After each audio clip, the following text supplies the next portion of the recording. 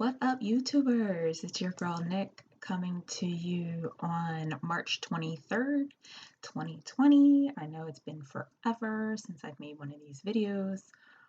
Just a very quick update. I know some of you guys have said like, yes, please make more videos.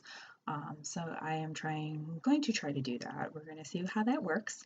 The biggest question is everybody wants to know what's going on with medication, what's going on with Vyvanse. So I am not on Vyvanse. I have actually been off of it for, oh Lord, I would say since like November 20, hold on, it's 2020, 2018.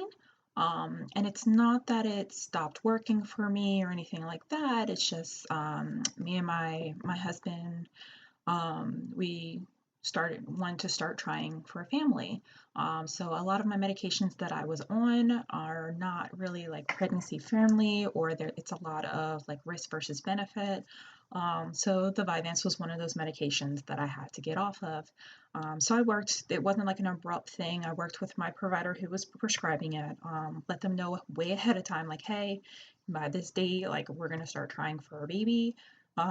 What do I need to do? And I did that with all my providers, like starting like a year before we decided we were going to start trying for a baby. I circled around to all my providers because y'all know I'm broken. So I circled around to everybody, came up with plans. At that point, I had lost weight. I was going to lose weight, and I actually did hit 50 pounds, as some of you guys know. But then life happened, and guess what? I regained most of that. So my current weight, you know what? I didn't even do my weight today. Things are really off. We are on lockdown with COVID-19 right now, so like my days are kind of blending in with each other. I'm somewhere around 235, 237. It really depends on a lot of factors. How my IBS is doing. We'll do another video about I now have IBS. It depends on that. I will also probably make videos about my fertility struggles, because we also have found out that I have unexplained infertility. So that comes with a whole other set of challenges, both physically, emotionally, mentally. Those medications that they put you on really fuck with you, especially with your weight. So it's been a lot of up and downs, a lot of sickness since the last time I really made a video. A lot of stuff going on, but I'm a warrior. I'm gonna just keep trucking. So yeah, so long story short, I am not on most of my medications anymore, for the foreseeable future until after I get pregnant successfully, have a live birth, and then I can get back on the medications. So right now I am not on Vyvanse. Like I said, my weight's been fluctuating up and down, up and down, up and down, all over the place. With the IBS, when that's really bad, I get really bad, like, well, I get a lot of symptoms, but I get really bad bloating. So even if my weight is down, I look like I'm a lot bigger than I am, which sucks, and definitely fucks with your head. So we'll just see what kind of journey that I take on these videos, and you guys let me know as always, like what you want me to talk about. If you want me to keep talking about, my struggles with weight loss and what I'm trying to do to combat that. If you want me to talk about my fertility struggles and how that's going, I can talk about that. If you guys are interested about the IBS, which is irritable bowel syndrome, I specifically have the IBS D type, which means irritable bowel syndrome that is prominently, your symptoms are diarrhea, which really, really suck. I could talk about that. If there's any other things you want to talk about, some of you guys know, if you've been following me, you know I am a nurse as well. So with everything that's happening with COVID-19, I can talk about that as well.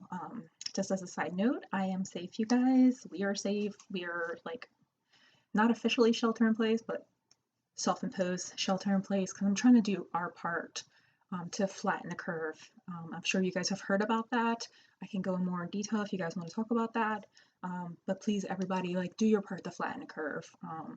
If you don't, you're going to have people who are going to get sick, have severe complications, and possibly die, because of lack of resources. And the healthcare system is just overloaded at this point. And it's going to continue to get overloaded as people don't practice social distancing, and they're going around. And I understand some people are essential, and they have to, or their jobs require them to physically go into work. And I completely understand that, and my heart goes out to you guys. Just please be safe when you're doing that. Please practice um, proper hygiene, self etiquette, staying 6 feet away from people as much as you can. You know, cough and sneeze into your, oh yeah, new tattoo, you guys. Cough and sneeze into your elbow. Try not to touch your face. You know, things like that. It really makes a difference, and there is such a shortage of personal protective equipment for, you know, my brothers and sisters that are in the healthcare system, you know, EMTs, firefighters, nurses, doctors, respiratory therapists, aides. There is a shortage, and I cannot ask you guys and plead enough to please, if you can, stay home. It really helps the first responders in the healthcare industry to help flatten that curve and be able to have themselves protected properly.